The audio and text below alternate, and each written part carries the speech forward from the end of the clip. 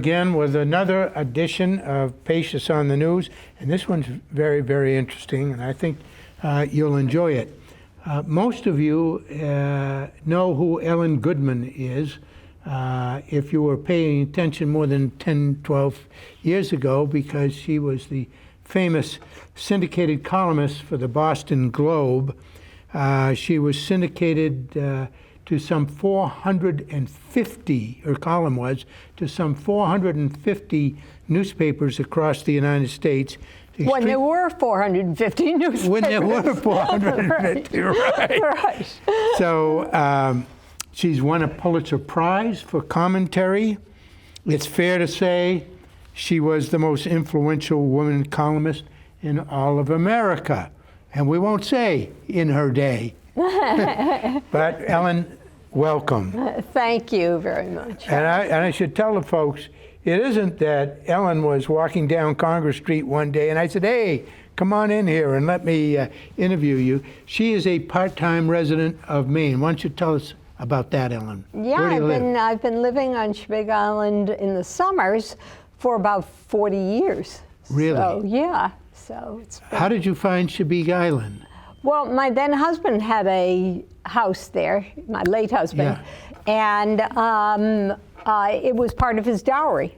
So the island was a wonderful part of his dowry. Did he go there in the summers as a kid? No, not at all. He only went there he only started going there a few years before we were married. I see. Yeah. Okay.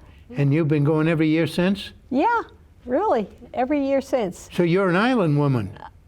Well, you know, to island people, am I an island woman or am I a Highlander or am I from away, as we say in Maine, you know? But I certainly, after all of this time, am very much a part of the island. So you grew up in Massachusetts, Brookline, I think? That's right. I still live in the same zip code. You do? How many people have lived in one zip code almost their whole lives? So, was Governor Dukakis, no, Governor Dukakis is older than you, so he would not have been in school when you were in school. He's quite a bit older. He is quite a bit older, but he lives very near where I live. He does, yeah. Yeah, and I knew him. He's a real Brookline guy. Totally. Totally Brookline. Totally. That was part of his problem running for national office. All he really wanted to be was the governor of Massachusetts. Honestly. Yeah. And taking the tea to the State House every day. Yes, and you know, I have seen him during COVID and after or before, walking around the Emerald Necklace, which is the park system that circumnavigates Boston, and he's walking around the Emerald Necklace picking up papers. He's an interesting man because he practices politics in the most literal sense of that word. I've seen him in years talking to very small groups of senior citizens about health care. He keeps practicing politics. It's like a Zen practice in that way. And I find that very interesting. How many people do that? Maybe Jimmy Carter, who just turned 100, is another one. He's another one.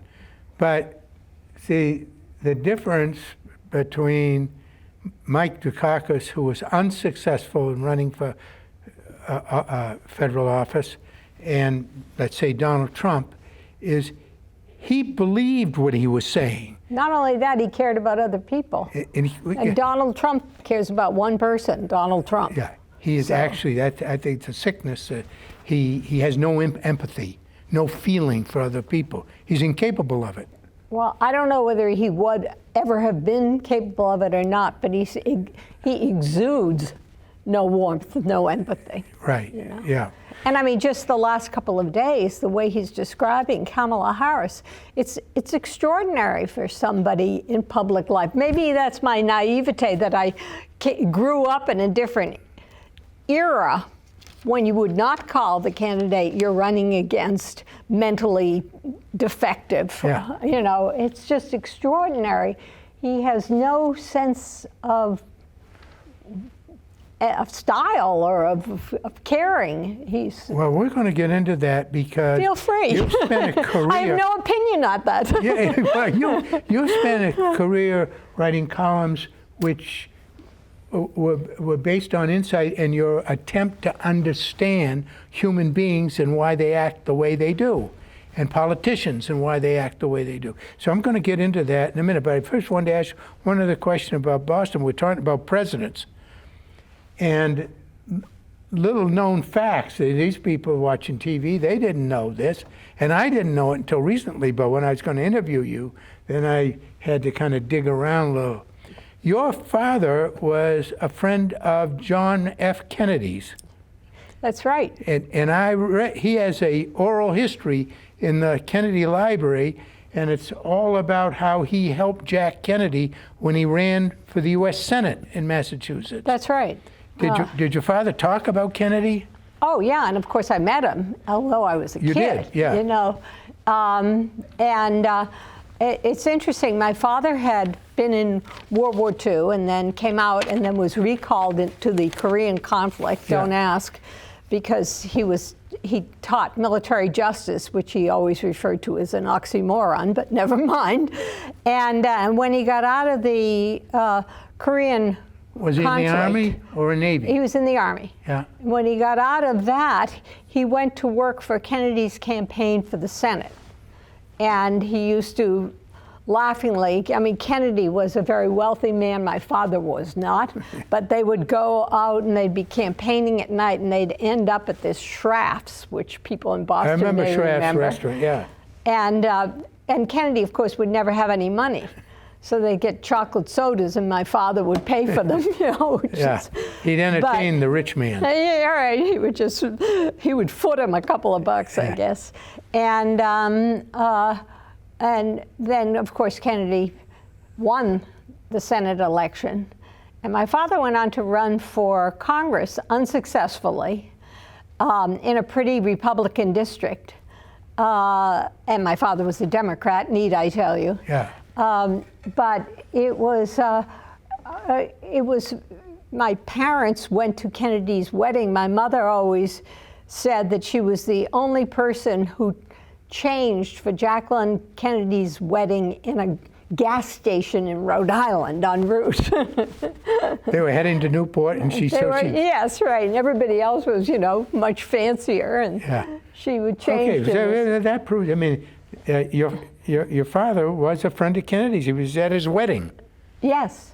Yeah. Yes, they were. Yeah. Interesting. Yeah.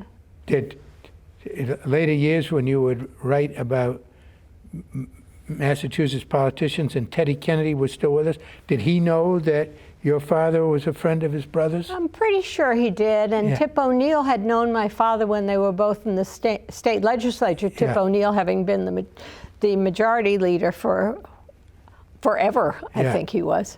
And actually, when we were at an editorial board meeting at the Globe one day, Tip O'Neill, who had a unbelievable memory, said to me, "I knew your father." He gave his maiden speech in the Massachusetts state legislature was in favor of laws against child labor. And I said, He remembered. He remembered. I said, my God, either he's got an unbelievable staff, but I don't think so, because it had been so long ago. He just remembered. So it was sweet. So maybe 25 years ago, a little longer, you were interviewed on Frontline, and you may not remember it, but I dug it out because I found it very interesting. The interviewer on Frontline said to you, what about television talk shows? Here we are, this is public access television, not fancy. We're just regular people, but he said, what about it? And you said, well, when they call me up and they say, we're doing a show on this particular subject, we'd like to know whether you have an opinion on this or what you're thinking about it. And I found your answer really interesting. You said, I have discovered over many years that if it's a show on very early in the morning that you don't want to do, or late at night, which you want to do, The easiest way to get out of doing it is to say, well, I have mixed feelings about this. And you can hear the phone go down because these shows, these TV shows, don't do mixed feelings. And you said what they do is they take ambivalence, they divide it out, and one person represents one side of the issue and one person represents the other side of the issue. But you never get what it is that people experience, which is both sides inside their own gut. Tell us what you... Well, I actually think that's even more true today than when I said that. So I agree with my 25-year-ago self. I think what happens now is that these shows are not shows that explore ideas and explore ambivalence. They're shows in which people are basically hurling opinions at each other. And that is even more true today, whether it's in, whether it's in sort of cable television shows or on almost anything. It's really hard to find somebody who explores ideas in a way that people are experiencing them. So, not a lot of thinking, a lot of sloganeering. Yeah, a lot of, I stick with opinion hurling. I stick with that idea that people are hurling things at each other and not really listening or asking questions. And I think that's had a spillover effect. How many people do you know who have people in their family that they can't talk to? Yeah. And in the real separation between the Harris people and the Trump people, how many people have a close relative who they basically can't really ask questions of, or they don't believe they can move their opinions? And I do not believe that it's equal on both sides. I think there is more open-mindedness, but not all the way across the spectrum. But I think there's more open-mindedness to ideas on the left side of the spectrum than there is on the right. But honestly, there are an awful lot of people who are in the middle of both of these things and are ambivalent. And I'm trying to think of an issue that people would be quite ambivalent about, but even, even cultural issues. There's a lot of concern about how we are dealing with things, and it's very hard to have those conversations. I have seen this particularly true. I'm not going to be, the media is terminally even-handed. We try to say on the one hand and on the other hand as if they were both points equal. are very important, both points, yeah. Yeah, right. It's a little bit... And equal legitimacy they give it. And often equal legitimacy when you're making an equivalency between a fact and a non-fact, between fact and fiction. Yeah. And I think that's particularly true in the difficulty that the media has had in covering Trump. Along the lines of what you're discussing, I think of something I thought about this morning. I was reading the newspaper about the Israeli bombing attack on Lebanon, and I said to myself, a lot of people have difficulty keeping two separate thoughts. They need to keep it simple, and it gets complex. When I think of Netanyahu, I think he's a disaster. I think he's been ruinous for Israel. On the other hand, when I think of bombing an apartment house with Nasrallah, the Hezbollah leader in it, and civilians get killed, I think he has to. I mean, in other words, you may disagree with that, but I think these are two separate thoughts. Can't stand Netanyahu. On the other hand, I think you have to do something. Somehow you have to stop people who want to eliminate your existence from firing missiles into you all day long.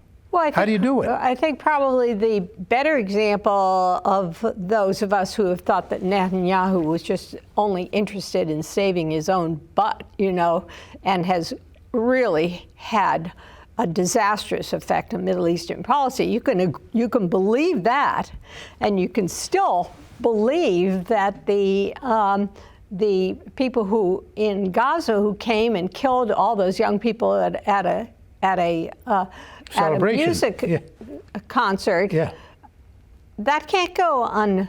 No, you can't just let it alone. That can't go. So those things, I think that is one of the things that people do have a certain duality about. I had a woman on here before you, a month before, who is a well-known, pretty far-left person. I think she's a democratic socialist, but she organizes anti-Israel protests in Maine. She's very smart, very articulate, ran for the Senate one time, was the best in the debates, but she's doctrinaire. It's all lefty doctrine with her, and she can't make those distinctions. So the far right and the far left do come together in terms of their behavior at a certain point. Well, I think that one of the things that has happened on the right in particular is that you're talking to people who are in a closed circle of Fox News, and they're all repeating the exact same languages, the exact same stories that they have heard in Fox News, true or not. The most ludicrous example, of course, is the story from Springfield, Ohio, where they were saying, and as the J.D. Vance, the candidate for vice president under Trump, they're saying, and then Trump, they're saying that the Haitians are eating dogs and cats. On one hand, it's the stuff of satire, and it's a Saturday night special in process. Right. But on the other hand, it becomes repeated and repeated and repeated until there are people who actually believe it. Absolutely believe it, no question. We're going to talk a little bit about that in a minute too. I wanted to ask you one other thing. In that Frontline interview, you said... I have to be responsible for what I said 25 years ago. No, you can change your mind. No, Thank you can evolve. Thank you. Oh, thank you. You can evolve. Harold, I'm so thrilled. I just got permission to evolve. Exactly. But We all need that. You said that you needed to know something about a leader's personal life because it would tell you something about where he or she was leading you if you knew something about them personally. And that made sense to me. And By the way, when I said that, I was emphasizing the something. Yeah. If you knew something, not everything about somebody's personal life, you would know something about what they would lead you. It's just part of a picture.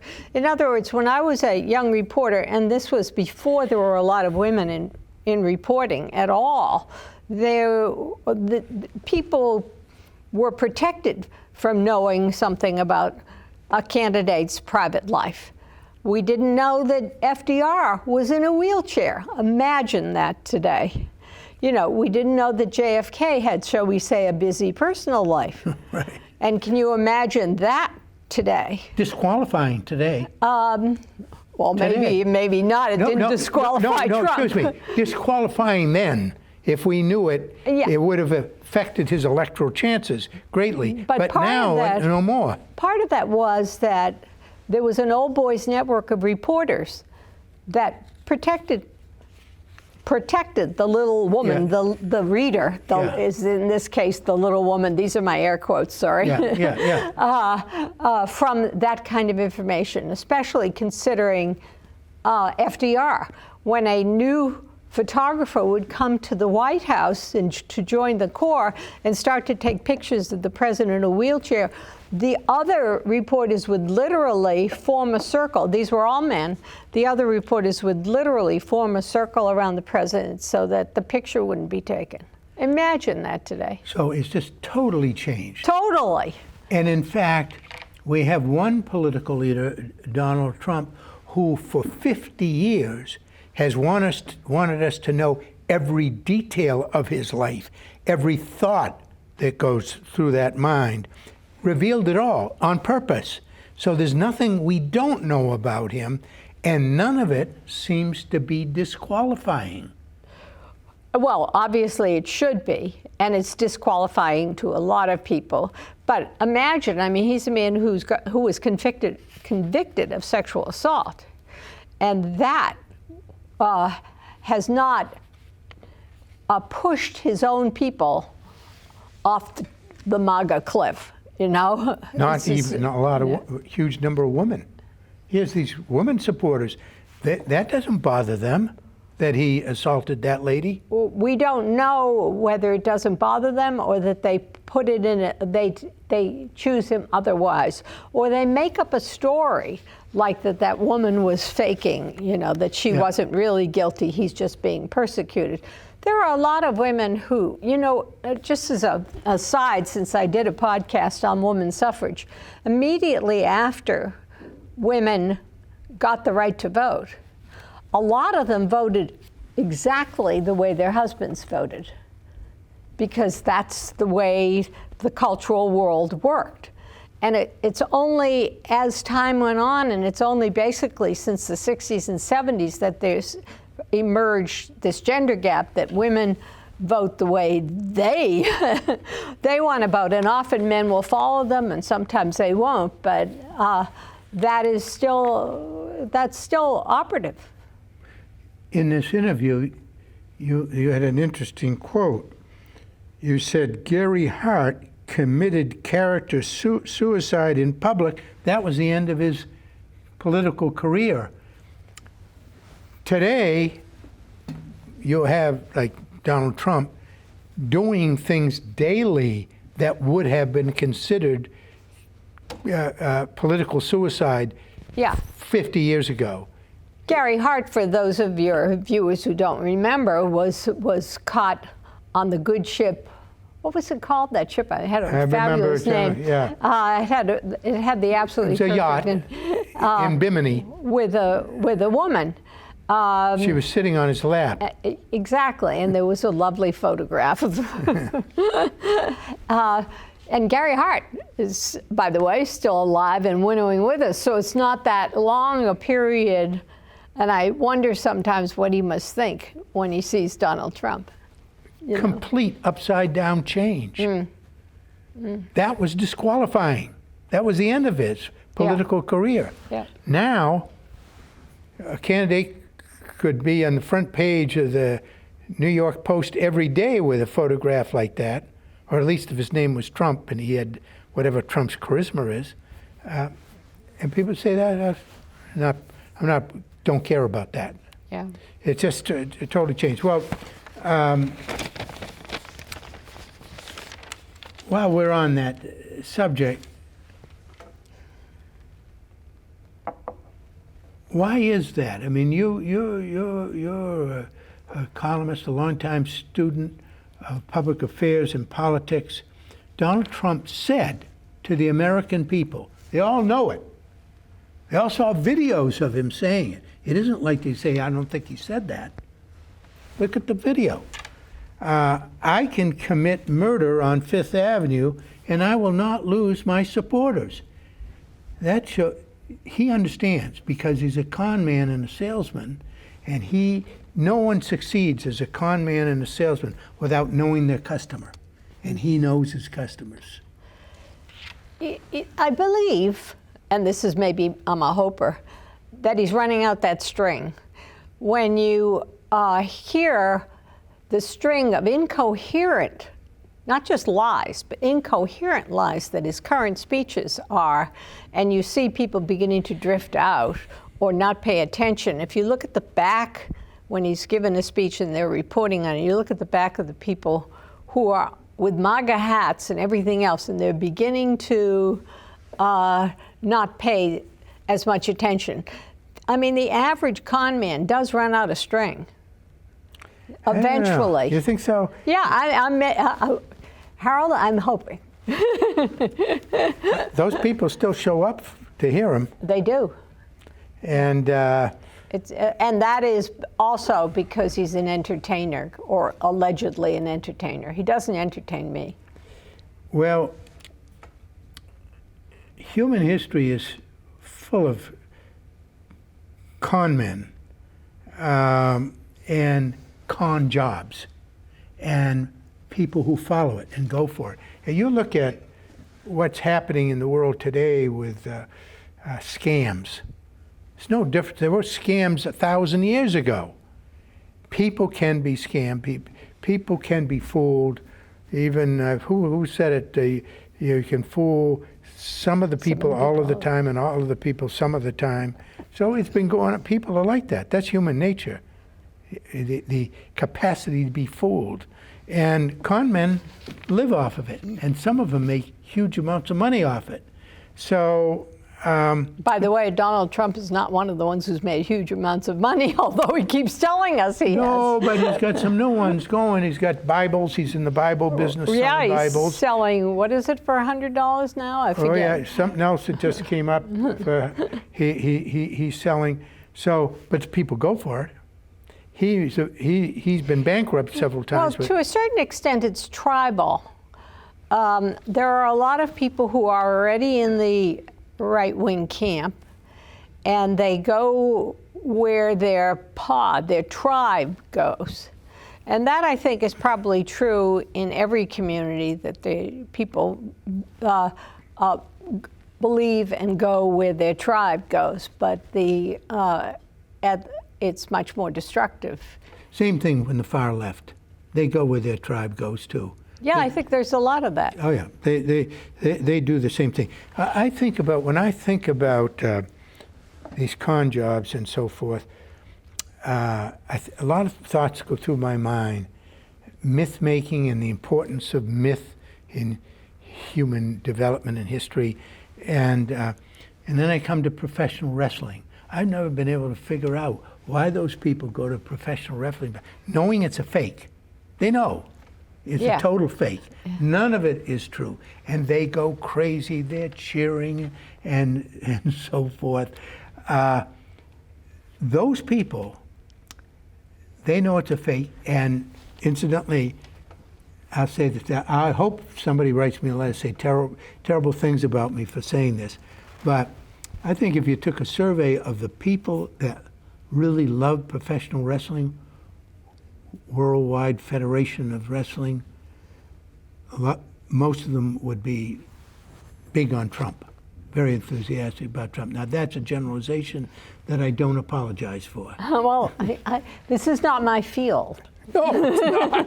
It's not. You will not be surprised to know that I am not one of those people who watches Worldwide Wrestling. WW, what is the... WWF. But it's about, just as myth is about, heroes and villains.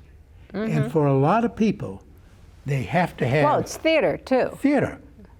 And with theater featuring heroes and villains. And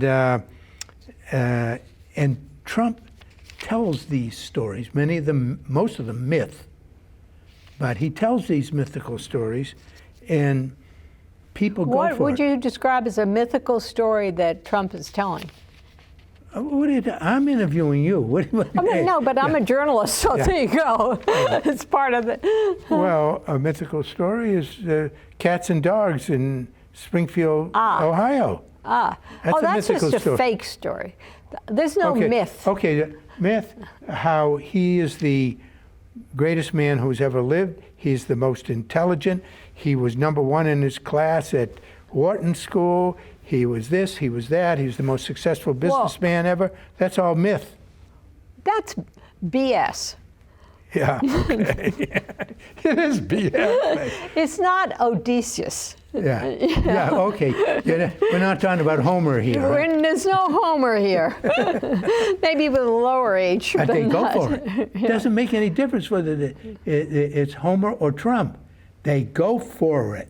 And they do go for it. And you alluded a little earlier to... Well, also, I think that part of part of the desire is to stick it in the eye of people that they think look down on them. Absolutely. And so if Trump is doing that, they're applauding right on. And there's also a lot of racism and sexism. Let's not overlook that, because, you know, he is so demeaning to women. That has a certain small remnant of a cheering squad. When he is talking about, I mean, imagine saying that Kamala Harris is stupid. You can say a lot of other things about what you agree or disagree, but you can't say she's stupid. I mean, really. Anybody. But there are people who who think, A, any woman is stupid, and B, certainly any black woman is stupid. And he's playing to that piece of the choir. He's playing to, not the choir, let's leave them alone, but playing to that piece of his audience. You know, I was at dinner, we were at dinner with another couple just last week, and they're Trumpers, and very... My condolences. Yeah. Did you change any minds, Harold? No, I don't try, because I know they believe that you couldn't change their mind. No way to change their mind. But she said to me, and we don't get into political discussions, but it came out. She said, well, I think Kamala Harris is dumb. That's what she said. And you just said earlier, well, they watch Fox News or whatever. That's what they learn.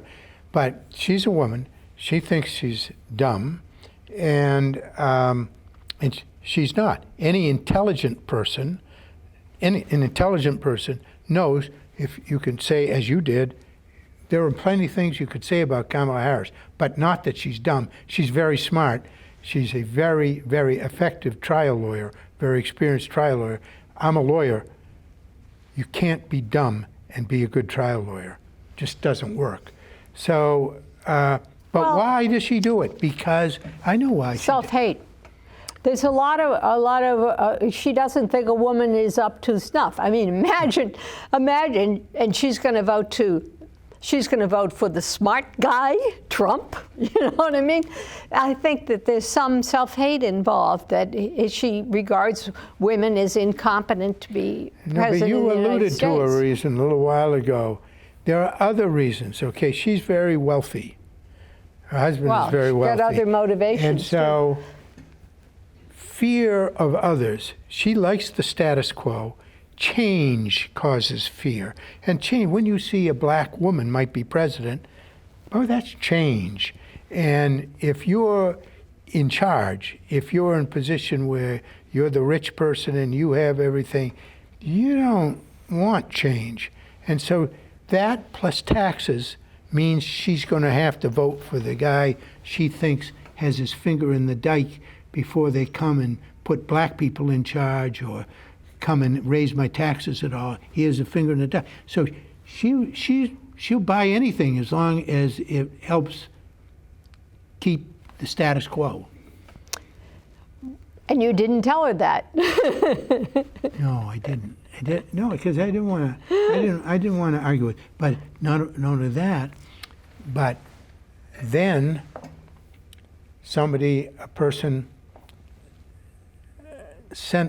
received and showed it to me, a thing about Kamala Harris being dumb. And it was a transcript of something she'd said where they extracted things, words that were, syntax was not correct or whatever. Well, you don't even have to try doing it to Donald Trump. No. If you see the excerpts of the speeches, you know, all the sentences are wandering into some never, never land. So. I gave you an interview with Bill Moyers that was recent, a couple of days ago. It says, Moyers chides press for not adequately covering congenital liar Donald Trump. Now, you know Bill Moyers. So he says that the guy gets away with saying things and they just put it in a newspaper and it's a total lie and there it sits. That's true, although it's a little bit better than it used to be. Because now they will say, for example, not in Trump's speech in Pennsylvania on Tuesday, just what he said, and then try to explain the unexplainable, which was a way that the press made his irrational speeches rational, and so, turned it around. But I think that things are getting a little bit better. They're much more likely to say that, that he repeated the incorrect statement that, Yeah. So they're more likely to do that, but it's been a real struggle. And part of it is this sort of terminal even-handedness, that they think they have to be equally critical to both sides, when in fact one is being fact-free. And that becomes a real difficult part of covering the presidential race. But back to people's experience. A lot of people don't care when the newspaper says Trump said such and such and it's not true. They could care less whether what Trump said is true or not, because they have other reasons for being for him. As you say, he puts his finger in the eyes. He owns the libs, as they like to say. But if you look, I can't even remember some of these figures, but if you look at the number of people who still think that the Earth, the sun goes around the Earth, there are a substantial number of people who still think it's a flat Earth, Yeah. Or, by the way, and this would get all of us in trouble, who still believe that the Bible was written by God. Not a group over the years of highly interesting and thoughtful people even, but that, it was all literally true, contradictions and all. So you just, sometimes you can throw up your hands, and sometimes you hope that the next generation, it's always the next generation, will get it. And people do understand a lot. I mean, we, by and large, don't still believe the Earth is flat, so. Hitler told lies constantly, big lies, constantly. And where he wasn't very popular before he was made chancellor, he became immensely popular when he began to control the press and have a big propaganda organization. And the Germans, he was very popular for a while. And he was a terrible guy and lied all the time. I think that's fair to say. Yeah, and lied all the time. But he was popular until he destroyed Germany. But until then, he was a popular guy. And these Germans, many of them, highly intelligent, they had other reasons for saying he's okay. Well, I mean, several things just about the German situation. Hitler was elected as a minority and then had a coalition, and we've seen how they wanted to put together a coalition to control the government, and they reached out to him and said, we got to include him. Well, it's a little bit more than that, but it was, I think it is also, we see that in a variety. We've seen that in Hungary. We've seen that in a lesser degree. I'm not making a comparison between Hitler and Netanyahu, but we've seen the Israeli government now being run by a group of far-right religious people, or they are the deciding vote. Ruling coalition. Yeah, so I mean, we see that a lot, and that's and in this country too. This is not parallel either, so I'm not doing parallelism. But imagine in this country that twice in the last 20 years, a minority, a candidate who won the candidate who won a minority of the popular vote became president. People in other democratic countries can't believe that you can win the popular vote and lose the presidency because of a crazed electoral college, which was created, we historians will tell you with great detail, was created to appease the slave-owning states. So, that's pretty crazy too. I'm a fan for overturning the Electoral College and having the popular vote matter so that each person's vote is equal. That's not going to get overturned very soon. No, it isn't, but I can still be a fan of it. You can still be a fan of it. Moyer says, you're a journalist. Moyer says it's very hard for journalists to cover Trump because he's a demagogue, a congenital liar, and he will say and do anything to win. Now, those three things that he said, he's a demagogue, a congenital liar, and he will say and do anything to win. There are many intelligent supporters of Trump who, as you point out, have their own reasons to support him that have nothing to do with his character.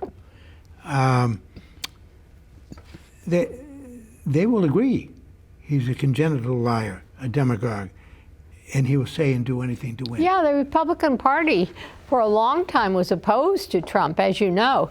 And even today, when you see a number of Republican leaders are now endorsing Harris, So that's been a real problem. Even on the Republican side, it's been a real problem for those who do believe he's a demagogue, but he's a demagogue, a congenital liar, and what was the third thing? I lost it. He's a demagogue, a congenital liar, and he will say and do anything to win. And we know all that. Right. We do know all that. Everybody knows it. Nobody is oblivious to that. But the fact is that he won, and there are a lot of people who will sell their soul to get on board with the guy who won. Well, certainly politicians would. They have a very... Not all of them, but... No, not Mitt Romney. No, not Mitt Romney, by the way. Yeah, by the way, not Mitt Romney. He's a man of character. Yes, he is. And now have the former Vice President of the United States, Dick Cheney, written, not my favorite character. Nevertheless, he and his daughter, they both have gone on the record as being in favor of voting for Kamala Harris. Do you think when people go to vote that character is one of the things they should consider? I think it is viscerally something that many people consider. But one thing, it used to be that, I can remember, my parents did not vote for Eisenhower, for example. But there was never any sense that when he came on, somebody would want to throw a verbal tomato at him. Yeah. It didn't happen. There was a kind of respect for the office. And respect for him because he was the guy. Oh yes, and respect for him because he had been the leader of the armed forces. Appeared to be a man of very strong character. Yes, absolutely. But that belief that somebody deserved the office, deserved a character, deserved a salute, has really disappeared. And the confidence in many of the basic institutions of our democracy has really faded. Even the Supreme Court's the latest, really. That was almost the latest and the last institution to lose the confidence of the people.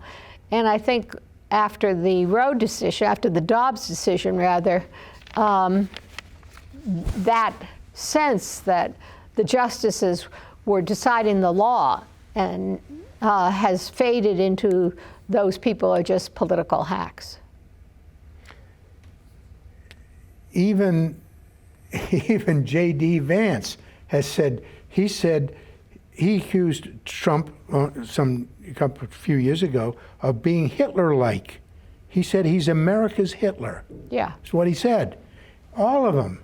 The Senator Lindsey Graham, big fan of Trump's, he said the most terrible things about Trump. All of them true.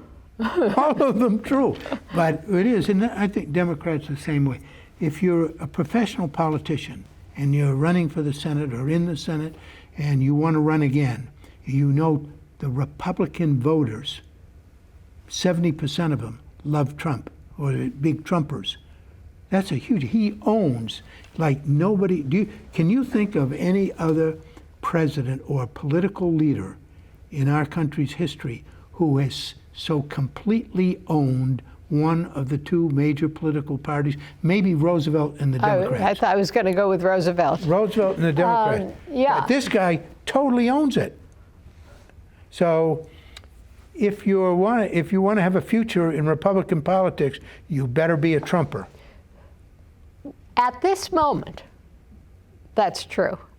But, you know, life changes, things change. We were talking before briefly about don't people have a right to change their mind? Don't they have a right to change their point of view? There was a time when everybody thought Nixon was the greatest president. He you know, Nixon to China, you know, all of that kind of stuff. And then he became the villain. And people changed their minds. People change their minds about issues, as well they should, with new information. And people can very much change their loyalty to a candidate as well. And remember that in the South, until the 60s anyway, the South was solidly Democratic. And now the South is solidly Republican. There's a reason for that. Yeah. One reason, Right. only one, race. Yeah. I was working in the White House when both Civil Rights Acts were signed by President Johnson. And the first one, when Bill Moyers went to Johnson's bedroom on the evening in 1964, and he said, "Mr. President, you've just made history. The Senate just passed the bill. It's being sent down here for you to sign." Johnson was in bed. He pulled the covers up, and he looked depressed, and Moyers said, "What's wrong?" And Johnson said to him, "Bill, we've just turned the South." Johnson, the Southern politician, wily Southern politician, said, "Bill, we've just turned the South over to the Republican Party for my lifetime and yours." He was 100% right. That did it. Yes, and not permanently. Nothing is permanent.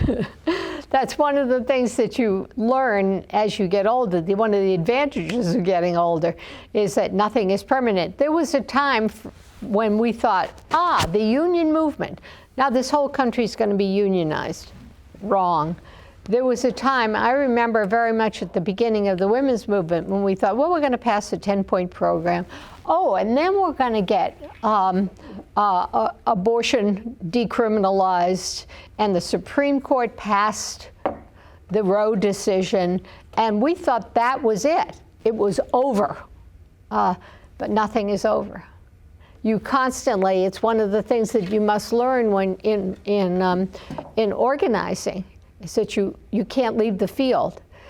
The pro-choice women left the field after Roe, and the pro-life kept on chugging away in little ways, and eventually, particularly in the court. And they're like the Federalist Society. They got everybody to appoint Republican and right wing. They just kept working on this when a lot of the Democrats went home, or a lot of the women went home too. You've alluded to the feminist movement a couple of times. I'm going to read something from the Pulitzer archives about what they said when they announced your Pulitzer Prize. I don't remember, so please. Where they said, "For many years during the flourishing of the women's movement, of the late 20th century. The woman with the biggest soapbox in the country was Ellen Goodman, a nationally syndicated columnist based at the Boston Globe. She helped people think through abortion rights, birth control, women in the workplace, change in marital responsibilities, any social issue that affected American life. Was that central to what you were writing about? Yeah, it's interesting to hear. You know, there were also a lot of other things that I cared very much about, but certainly social change was at the heart of the work that I was interested in. You know, how does a country change? And the biggest change of my lifetime had been in the status of women. From the early 70s. You know, when I started, my first job was at Newsweek magazine, and at Newsweek magazine, women could literally not write. And I started to work in journalism before the Civil Rights Act of 1964. So, I mean, literally, it sounds like I walked 4 miles in the snow to school. I realized that. But it's not just that women were discriminated against. People forget that. But it's that it was legal to discriminate against women. The employment pages were men and women. The sports on the field were, you know, all male. And then women could be cheerleaders. You know, all of this stuff was completely legal. And it was only the work of a incredibly dedicated and expanding group of women who changed. Women couldn't get their own credit cards. We sort of tend to forget this backstory, and our children and grandchildren forget the backstory of our lives too.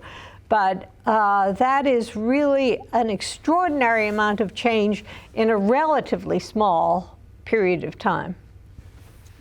So when Trump is now repeating over and over again what we discussed earlier, that Kamala Harris is dumb and she was born with a mental defect.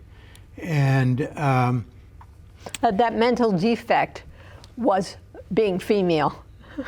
Yeah, okay, that's what I'm getting at. Yeah, is that simply to appeal to the white males who fear the women getting power? Some of it, but some of it also is, don't discount the fact that he actually believes some of this stuff. When he talked about, oh, I'm going to protect all of you women. You won't have to worry about voting. You won't have to worry about abortion. You won't have to worry about equality. God forbid you should have to. I don't know too many women who have really sit up at night saying, oh gosh, things are just too good. It's not right, you know. But he very much, he sort of has that in his mind of the protective. I can protect women from themselves. Well, he will also assault them from what they want. Assault them in the changing room at Bergdorf's too. Yes, exactly. You know. Well, okay. The other thing I wanted to ask you, something that I read that you're kind of into, ageism. So I looked up ageism, and it's about discrimination against people because of age. I was interested in that because I'm 88 years old. So, yeah. But discrimination against people, there has to be a distinction made. I watched Joe Biden's performance in the debate. And the guy, I know I'm 88. I know what was happening to him. He was losing it. Yeah, it was traumatic to watch. It was really, really hard. So if you say Joe Biden is too old to do another term as president, as I did, is that ageism and discriminatory? I think it is interesting to think about it in a little bit of a broader context, which is, do we respect older people and help them to find a life of purpose and meaning when they're older without having to cling to power? One of the effects of ageism is that anybody who is out of power is put in a little chair in the corner of the room. And so all of those members of the Senate who are over 80, et cetera, have two options. They can cling to power, which many of them do, or they can be sent out on an ice floe. So if ageism were not the kind of powerful force that it is, I think people would be more comfortable passing the baton to a new generation and finding meaning and purpose in their later lives. You know, I left column writing when I was 70 for many reasons, including that, you know, I'd been doing it for close to 40 years. And you had to produce one all it was. Right. Stay up at night. Time to make the donuts. Yeah. But it was partially, too, that there were other things that I thought I could do and wanted to do. And I think this is true, for example, college professors. I mean, there's a lot of concern that they are either clogging the pipeline for younger people to get up, you know, there, or if they actually do retire, then they are eating away at the heart of social. They're taking too much money from Social Security and so forth. But we need to have this sense of value of age without feeling that you have to cling to the positions that were better for you when you were 50, 60, whatever. And also, the other thing that's really interesting about age is the most diverse part of our population. So it's not like Piaget, who said all 2-year-olds will do this, all 4-year-olds will do this. You get up into 70, you get up into 75, you get up into your 80s, and the diversity of how people are in that age group is huge. So we can't make kind of blanket statements. We did see Biden, and it was traumatic and horrible to see him, a man of such commitment and character, unable to perform in that setting. But at the same time, you know, we know a lot of people who are in those age groups who can be doing other things that are useful. I as an 88-year-old... Look at you, you're doing this at 88. I'm doing this at 88. Even though if I call, in my law practice, if I call somebody in the governor's cabinet or something and leave a message, they don't call back for a week, and I say to myself, it's because I'm old. Ellen, thank you for coming. We got to wrap this up. Thank you. Appreciate it. Thank very you. Nice Enjoyed it. Thank you. No, that was great. And I really appreciate you coming because I know you have an agent too.